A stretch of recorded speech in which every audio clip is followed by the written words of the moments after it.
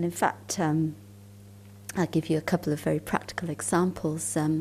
One is of somebody who used to own a factory in Lagos. Now, Lagos is a place, I haven't been there actually, but a place of a lot of corruption.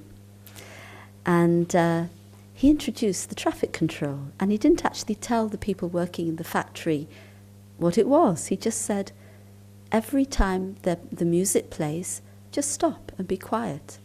Just stop whatever you're doing and be quiet. So they did it. And after a few weeks, the level of corruption in the factory went right down. Fascinating. Because people were given permission just to be alone with themselves and their thoughts. Another example of where people have used this technique in business, somebody in Brazil, in São Paulo, in an advertising agency. So she introduced this idea of just a minute, once an hour. And she said after they've been doing it for some time, they saw, and what she would tell the workers, the people working, she'd say, in that minute, when we stop and the music plays, you can do anything you like except work. And so people would do stretching, go for a walk, whatever. And some would meditate.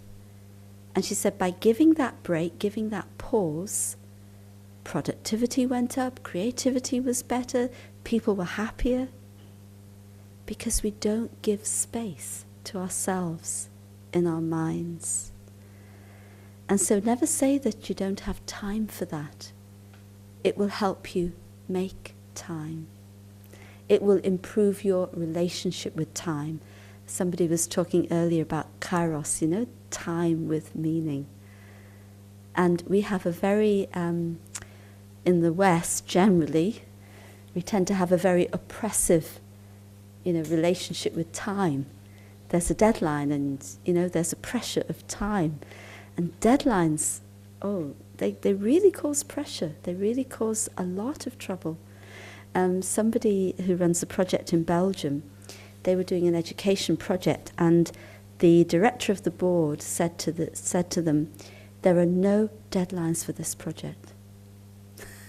I thought, I like that. We can change our relationship with time. I'll just tell you a story about that too. Some of you may know Satish Kumar. He's quite a well-known speaker, well, in English, I suppose, in Britain. You know him.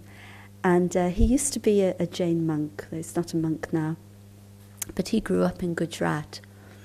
And his mother, used to embroider skirts and sell them. The beautiful Indian skirts. She would sew them by hand and embroider them.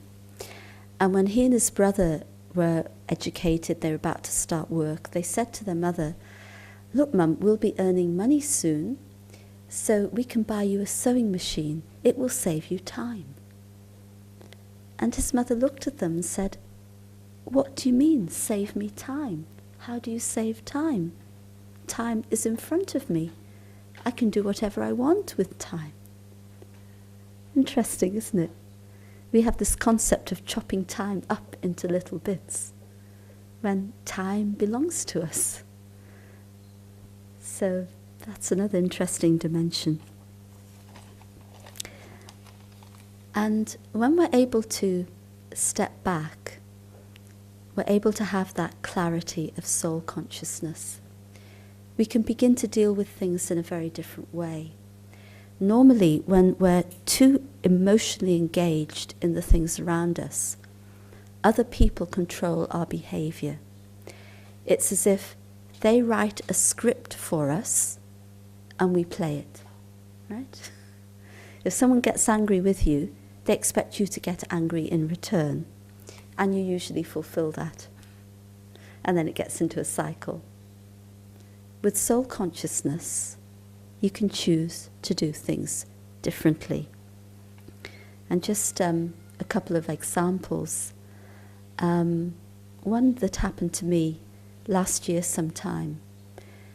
I was about to leave our building to go home at night, and someone came up to me. I've known him for many, many years. And something had been on his mind. And he let rip, he just couldn't control himself.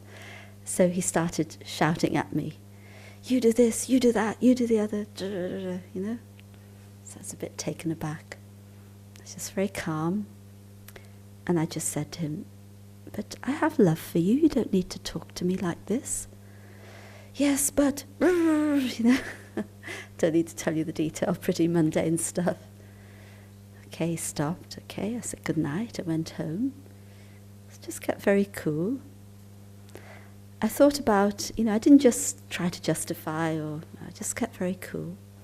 He mentioned 3 particular things. I thought one of them is valid, and I should change my behavior. It's not right what I'm doing. Then 2 of the things, I thought, it's really his stuff, So, okay, just going to step back, just going to be detached. Anyway, the next day, I come into the centre, and after the class, I have a little office off the main office, and the same person has come in the office, and he doesn't know I'm there. And I can't hear what he's saying, but I hear the tone of his voice, and I know he's again letting off steam about me and da-da-da-da-da to the other people in the office. Then he goes away. Then one of the other sisters, she sort of put her head around the door, a little bit scared, said, "Did you hear what so-and-so was saying?" And I said, "No, I didn't, and it's okay, I don't need to know." Now, normally when someone's talking about you, you want to know what they're saying. I was very detached, very free. I said, "No, it's okay." Within an hour, that person phoned me, and he really apologized. He said, "I'm so sorry. I'm so disgusted with myself. How could I speak to you like that? I'm so sorry." And because I hadn't had that emotional reaction, I was able to say to him, "It's fine. We've known each other a long time. Forget it. End of story." Never went back to it. And there was no residue, no tension in the relationship. But I know that if I'd got myself, emotionally involved, sorry, could I have a glass of water, Jim? If I got myself emotionally involved and I'd started reacting, there would have been tension in our relationship for a long time. So when you're soul conscious, you can be loving in those circumstances, and he felt that love.